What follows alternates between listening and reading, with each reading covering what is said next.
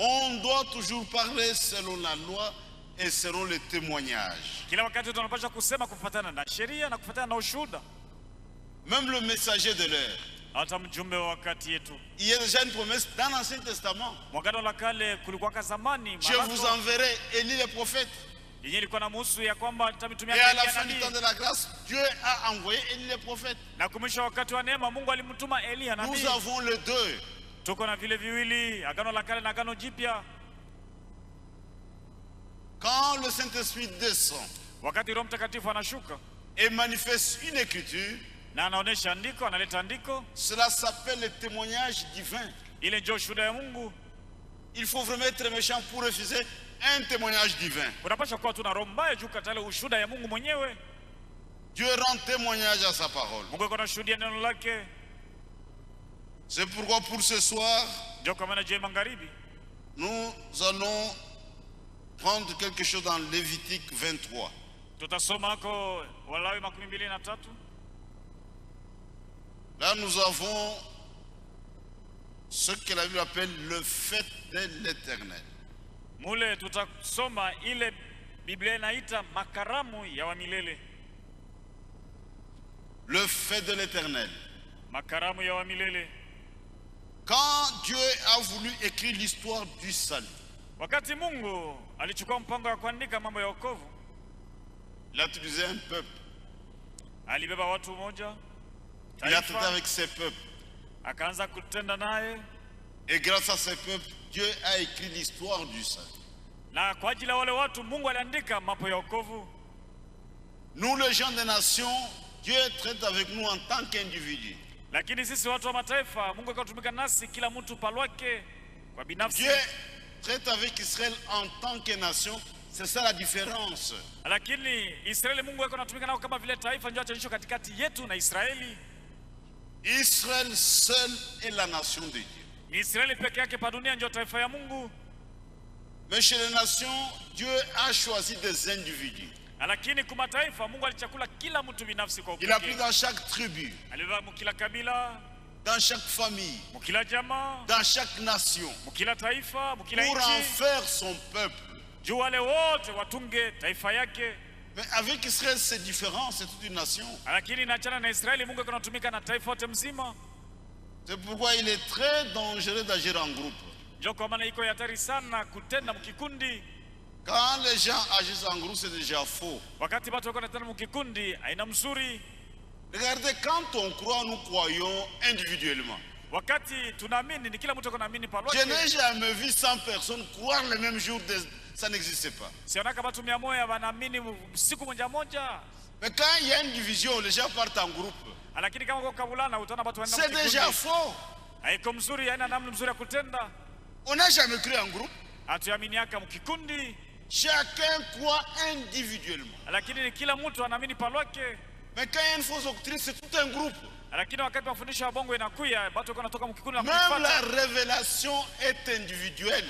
Hata ufunuo ni kila mtu palwake. Dieu n'a jamais donné une révélation collective, ça n'existe pas. Mungu alitaka ufunuo juu ya watu mkikundi. Le fête de l'Éternel. Makaramu ya milele. Lévitique 23. Walawi 23. L'Éternel parla à Moïse et dit: Wamilele Mungu akamwambia Musa na akasema, mstari wa kwanza, parle aux enfants d'Israël. Sema na wana wa Israeli. Il n'est pas écrit parle aux Congolais. Aba kuandika sema ambia masema na wakongomani. Ou parle aux Zambiens. Aba sema na wazambia. Parle aux Américains. Sema na watu wa Amerika. Parle aux Français. Sema na Wafaransa. Parle aux enfants d'Israël. Lakini imeandikwa ya kwamba sema na watoto wa Israeli. Ça c'était donné à Israël. Ili kwa tu ni mambo ya Israeli. Ça ne concerne qu'Israël. Ni mambo tu inaangalia Israeli.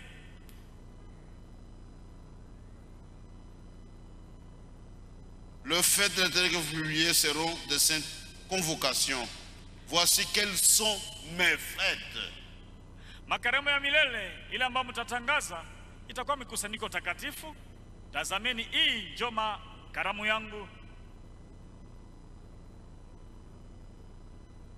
Voici quelles sont mes fêtes. muone makaramu yangu ni gani. Pas le fête d'Israël, Hapana makaramu ya Israeli, le fête de l'Éternel lakini makaramu ya milele que Dieu a donné à Israël. ile Mungu alipatishia Israeli. Ce sont des saintes convocations. Anasema ni mkusanyiko takatifu. Voici mes fêtes. Makaramu yangu yoi. Et vous trouvez ça dans Lévitique 23. Mwanaweza kuisoma Walawi 23. Ce sont des célébrations. Na mkusanyiko makaramu. Voici mes fêtes. Makaramu yangu yoi. Toutes ces fêtes étaient des types. Hii makaramu yote ilikuwa ni mapicha. C'était l'ombre. Ilikuwa ni bivuli. Mais la réalité est dans le Nouveau Testament. Lakini mambo yenyewe ya ukweli ni mwagano jipya. J'ouvre une parenthèse, lisez avec moi Colossiens chapitre 2. Nafungula hapo mlango tusome Wakolosi sura ya Le 2. verset 16 et 17. Colossiens. Wakolosi sura ya 2 mstari wa 16 mpaka 17. Colossiens 2. Wakolosi sura ya 2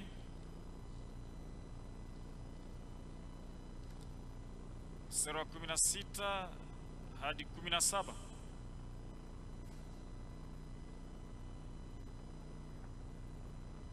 Que personne donc ne vous juge au sujet du manger ou de boire.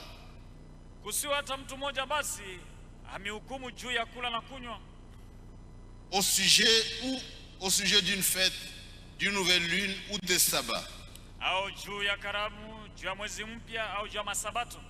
C'était l'ombre des choses à venir. Ilikuwa ni kimvuli ya mambo ambayo ilipashoka kuya, Mais le corps ou la réalité est en Christ. lakini mwili ama ukweli wenyewe uko katika Kristo, ni katika Kristo. C'était une ombre. Ilikuwa ni kimvuli, Mais la réalité est en Christ. lakini ukweli wa mambo ni katika Kristo. Le verset 3. Mstari wake wa 3 Lévitique 23, 3. Revenons à Lévitique. tusome Walawi 23 mstari wa 3. On travaillera 6 jours. Watu watatumika muda wa siku 6, Mais le 7e jour est le sabbat, le jour du repos. lakini siku ya 7 ni sabato, siku ya Mungu. Le sabbat fut donné à Israël. Ni kwa Israeli ndio waliopashaka sabato. Dieu n'a jamais demandé aux gens des nations d'observer le sabbat. Mungu ayambiaka watu wa mataifa baanze kuchunga sabato, Parle à Israël, lakini hapa wanasema sema na Israeli. pas parle aux Congolais. Hawakusema sema na Wakongomani. Quand un homme des nations fait ça, il est en erreur. Wakati mtu wa mataifa eko na chunga ama kutumikia sabato eko katika kosa. Même sur le plan pratique, il y a une difficulté. Hata namna ya kutenda ama kutumikia sabato hawawezi, wanashindwa kuweza kuitumikia. Regarde même le fuseau horaire. Muone hata vile masaa inaachana kufuatana na mainchi. Il est 17h à Lubumbashi. Kwetu Lubumbashi ni saa 11 17. À Washington, c'est peut-être 10h ou midi. Kwa Washington pengine ni midi au saa 4 10. Si vous allez en Australie, c'est à minuit, je ne sais pas. Pengine Ou kwa 6 heures Australia du iko matin. kati ya usiku ama ni 4 du matin. C'était de se donner à Israël seul. Lakini hii maagizo Mungu alipashaka tu Israeli peke yake, Parce que c'était la nation de Dieu. kwa maana Israeli ilikuwa taifa ya Mungu. Aujourd'hui, quand c'est même en Israël, il y a un problème. Il y a des gens qui ne respectent même pas le sabbat. Leo hata Muislamu Ils se tiraillaient entre eux. sabato beko na kokotana. Il y avait des travaux, je crois, de chemin de fer ou métro, quelque chose comme ça. Nous devons travailler même juste sabbat pour terminer ça. Kulikuwa makazi Deja mengine setiraye. ya njanja ama ya metro, wengine wakasema tutatumika mpaka siku ya sabato. Mais wakati au temps de kokotana. Moïse, toute la nation respectait ça. Lakini wakati ya Musa ni taifa, nchi yote mzima ilikuwa inaheshimia sabato. C'était le repos, un type. Ilikuwa ni pumziko na ile ni picha, ni mfano. Mais nous, on n'a pas besoin de respecter un jour. Lakini sie abatuombe sasa tuheshimie tu siku moja. Quand le Seigneur était sur cette terre, Wakati Bwana alikuwa pale dunia, il venez à moi, vous tous qui êtes fatigués. alituambia, alisema kujeni kwangu ninyi wote wenye kuchoka, Je vous donnerai du repos. nitampatishia pumziko. Jésus nous a donné le vrai repos Yesu alitupatisha pumziko ya que kweli, nous appelons le baptême du Saint-Esprit. na ile pumziko ndio batizo wa Roho Mtakatifu. Aujourd'hui, pour nous, les gens des nations ou l'église de la Nouvelle Alliance, le repos, c'est le baptême du Saint-Esprit. Leo sisi watu wa mataifa, pumziko ni ubatizo wa Roho Mtakatifu. C'est quelque chose de très très important. Ubatizo wa Roho Mtakatifu ni kitu cha bei ya lazima sana. Même Jésus-Christ, nous l'attendons étant dans le repos, dans le baptême du Saint-Esprit. Na Yesu Kristo mwenyewe tuko na mngojea, ni wakati tuko kwenye ubatizo wa Roho Mtakatifu, tuko katika ile pumziko. C'est-à-dire un élu aujourd'hui, Ni kusema leo mteule, tant qu'il n'a pas encore reçu le Saint-Esprit, wakati wote hayapokea Roho Mtakatifu, il doit travailler. anapaswa kutumika. Il ne croisera jamais le main. Hata ikala bila kutumika. Nous avons des pécheurs irrésolus. Tuko natenda dhambi, banashindwa kubeba mpango. Pour que je me repose, il faut que j'atteigne le lieu du rendez-vous, c'est dans le baptême du Saint-Esprit. Ndio nipate kupumzika, napaswa kufikia fasi ya kukutana naye, na ile fasi ni ubatizo wa Roho Mtakatifu. C'est ça le vrai repos. Roho Mtakatifu njoo pumziko ya kweli. Vous vous reposez en Christ, Unapumzika katika Kristo, ndani ya Kristo, libre du péché. uko huru wa dhambi. C'est ça le vrai repos. Ubatizo wa Roho Mtakatifu njoo pumziko ya kweli.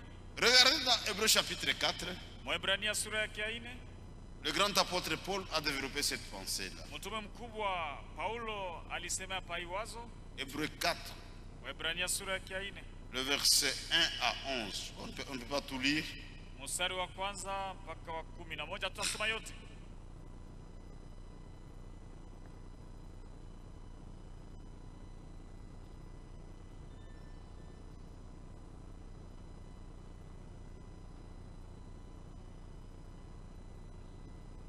Si vous avez du temps à la maison, vous lirez jusqu'au verset 11. Kama kuna wakati kwa nyumba, mtasoma kufika mpaka kwa mstari wa 11. Le verset 1. Tuanze kwa mstari wa Craignons kwanza, donc. Waebrania 4. Tuogope basi, Tandis que la promesse d'entrer dans son repos subsiste encore. wakati pumziko, wakati malako ya kuingia pumziko yake ikingali iko, Aucun de vous ne paraisse être venu trop tard. ili kusikuwa hata mmoja wenu afike nyuma. Le verset 9. Mstari wa 9 au wa 9. Il y a donc un repos de sabbat réservé au peuple de Dieu. Kuko basi pumziko ya sabato inachungiwa juu ya taifa ya Mungu. Car celui qui entre dans le repos de Dieu se repose de ses œuvres, comme Dieu se reposait des siennes. Kwa sababu ule anaingia katika pumziko ya Mungu, anapumzika toka makazi yake, sawa vile Mungu alipumzika toka makazi yake.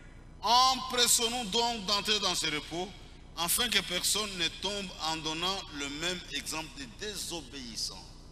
Tuchache tujarikisha au tujikaze basi tuingie katika ile pumziko, hivi kusikuwa hata mmoja wenu anguke katika ile mfano moja kutokutii. Il y a donc un repos de sabbat réservé au peuple de Dieu que nous sommes. Kuko basi pumziko ya sabato banichungia juu ya taifa ya Mungu, na sio ile taifa ya Mungu. Et il faut l'obéissance. Bana tulomba tupate kuwa watiifu. Dieu accorde le Saint-Esprit à tous ceux qui lui obéissent. Mungu anapatisha Roho Mtakatifu kwa wale wote bako na mtii. Dieu ne peut pas vous accorder étant désobéissant, ça n'existe pas. Mungu hawezi kupatisha Roho Mtakatifu wakati hauna mtiifu. Et quand lui vient, il nous conduit dans toute la vérité, on devient obéissant. Wakati Roho Mtakatifu anakuja kwa natuongoza katika ukweli wote, na pale tunakuwa watiifu. C'est ça notre repos aujourd'hui. Roho Mtakatifu ndio pumziko yetu leo. Mais vous trouvez des gens des nations qui respectent le sabbat, ils sont en erreur. Leo kuko batu ya mataifa beko naheshimia sabato. Parle aux enfants d'Israël. Lakini Biblia inasema sema na wana wa Israeli. Dieu n'a jamais demandé aux gens des nations de respecter le sabbat, c'est donné à Israël. Mungu akulombaka watu wa mataifa waanze kuheshimia sabato. Kuheshimia sabato Pour le peuple de Dieu, le sabbat c'est le baptême du Saint-Esprit. Juu ya taifa ya Mungu sabato ni ubatizo wa Roho Mtakatifu. Là vous êtes dans un véritable repos. Roho Mtakatifu, wakati kuna Roho Mtakatifu ndio pumziko ya kweli. Ça c'est le sabbat. L'ombre, et nous avons la réalité aujourd'hui. Sabato kimvuli na tuko na ukweli leo. Quand vous entrez dans ce repos, vous reposez de vos œuvres. Wakati unaingia katika ile pumziko, ni kusema unapumzika toka makazi yako. Vous trouvez les gens des nations Na leo kuko watu wa mataifa embrouillés, banashindwa kujua mambo, c'est de respecter le sabbat. na wao wanaanza kuheshimia sabato. Lévitique 23. Walawi 23. Je vais prendre le titre pour gagner le temps parce que sinon on ne saura pas. Sasa baba tubichwa juu ya kununua wakati, kwa bure tutamaliza kwa haraka. Il y a la Pâque. Kuko Pasaka. Il essaie de parler du repas de Pâques. Eko nasemea juu ya chakula ya Pasaka. C'est en rapport avec la rédemption. Na ile inambatana na ukombozi. Ce que nous allons développer à partir de demain. Jele pengine tutaona kesho. C'était une fête donnée à Israël. Ni karamu baliombaka Israeli aiheshimie. Pour nous, Paul en parle dans 1 Corinthiens. Kwetu sisi watu wa mataifa, Paulo anaisema Wakorintho wa kwanza. Au chapitre 5, Wakorintho wa le kwanza verset 6 à 8. 5 mstari wa 6 mpaka wa 7. 1 Corinthiens. Wakorintho wa kwanza Chapitre 5. sura ya 5. Faites disparaître le vieux levain, afin que vous soyez une pâte nouvelle, puisque vous êtes sans levain. Car Christ, notre Pâque c'est Christ, Mufanye basi ile vinyo, ile chacho ya zamani ipate kupotea, a été immolé. ili mpate kuwa. Célébrons donc la fête, non avec du vieux levain, non avec un levain de malice et de méchanceté, mais avec le pain sans levain de la pureté et de la vérité. Kwani mko bila chacho, kwa maana Kristo Pasaka yetu alichinjwa. Tushangilie basi ile karamu, hapana na ile chacho ya zamani, hapana na ile chacho ya ujanja na ya roho mbaya, lakini na mikate isiyo chacho ya usafi na ukweli. Notre Pâque c'est Christ. Kristo yeye ndio Pasaka yetu. On doit célébrer la fête, Tunapaswa kushangilia ile karamu, non avec du vieux levain, hapana na ile non avec un levain de malice et de méchanceté, hapana na ile chacho ya ujanja na ya ukaidi, mais avec le pain sans levain de la pureté, de la vérité. lakini na mikato isiyo chacho ya usafi na ukweli. Normalement, les gens de la fausse doctrine doivent pas servir le Saint-Esprit. Normalement. Vile tu binapashwa batu wenye banaamini mafundisho ya mbongo Normalement. hawawezi kula meza ya Bwana, vile binapashwa kuwa tu. C'est une fausse communion. Ile ni ushirika ya bongo. Pour communier avec Christ, il faut être d'accord avec lui sur sa parole. Juu ya kushiriki pamoja na Kristo unapaswa kusikilizana naye pa neno lake lote. Sont des fausses communions. Ile mashirika beko nafanya ni ya bongo ya bure. Les gens communient avec des démons, ils ne le savent même pas. Batu leo beko na shiriki na baba mchafu bila bokujua. Vous avez la fête de pain sans levain. Ce jour dans Lévitique 23. Huko ile karamu ya mikate bila chacho iko mule Mwanzo 23. Ça typifiait les 7 âges de l'église. Ile ilikuwa ni mifano ya vizazi 7 ya kanisa. Le levain sont des fausses doctrines. Chacho ni mafundisho mbaya ya bongo. Dit pendant 7 jours, Asema kadiri ya masiku 7 on ne trouvera pas du levain dans ta maison. basikute chacho mnyumba yako. Durant les 7 ans, pas de fausses doctrines. Muda wa ile vizazi 7 kusikue mafundisho ya bongo.